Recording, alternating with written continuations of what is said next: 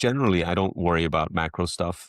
That's something that I've mentioned in the past. I don't worry about things that I can't control, or not that I can't control. It's not like I can control what Rivian does either.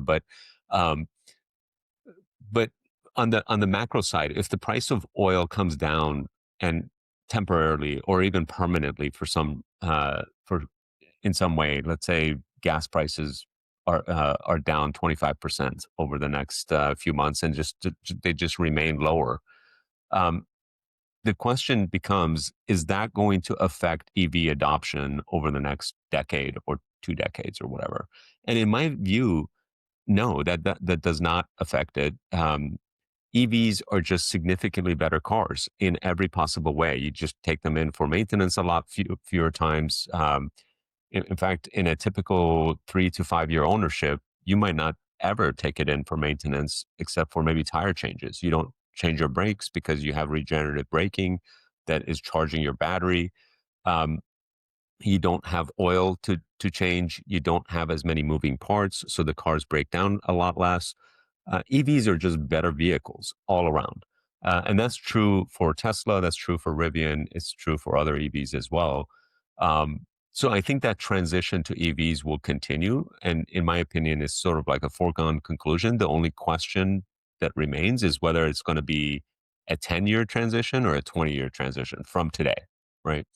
Um, and whether that number is 10 or 20 is sort of like a minor point, in my opinion. Rivian's success is going to largely depend on its execution around R2 vehicle, how quickly it can ramp production, and how quickly it can bring autonomous capabilities into its fleet of vehicles and make them at a profit. It's super simple. If it can do those things, I think Rivian is going to be a successful company. And if it can't do those things, it's going to continue to struggle. Now, I think there's good evidence and reason to believe that it's probably going to be able to do those things. And autonomy just continues to be more and more important. We just found out from CES that NVIDIA has been investing heavily in autonomous vehicles for the past 10 years. And they just unveiled their autonomous capabilities with the Mercedes CLA vehicle. Um, and NVIDIA's approach is actually very similar to Tesla's and Rivian's in that they're all doing vision as the primary, but also NVIDIA is using radars as well and expects to add LiDAR to reach level 4 autonomy. So here's another company that is also a leading company on AI who also believes that LiDAR is probably going to make autonomous vehicles safer. So Rivian's strategy seems to be pretty sound.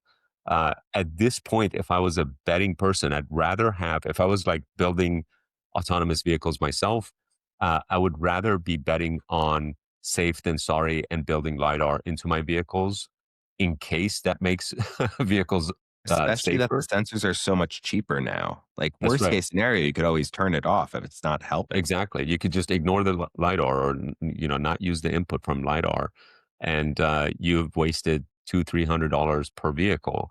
Whereas if it is pretty deterministic that, oh, wow, vehicles with autonomy and LiDAR are, twice as safe as vehicles with vision only, then all of a sudden, I think that would be a major damper on Tesla specifically. They're the only company who's betting on just vision only, by the way. Right. So yeah, so uh, and by the what's interesting about this whole autonomy, robotaxi, and autonomous industry in general is that everyone agrees this is a potentially at least $1 trillion market, potentially multi-trillion-dollar between cars and robotaxis and just uh, transportation being autonomous in general. And all the major players who want to play in this space, like Google with Waymo valued at $100 billion, Tesla valued at 1.4 trillion currently. Um, there's only one player that is valued in the tens of billions, and that's Rivian. That's the only company that's valued in the $25 billion range, or 24, 25 billion. And when you think about that, it just seems like an incredible opportunity. If Apple decides to come into this space again, they wasted $12 billion trying to build their own autonomous vehicle and never released a single thing. 12 billion. They could buy all of Rivian today for 25, right? And how much would that jumpstart their ability to produce these vehicles?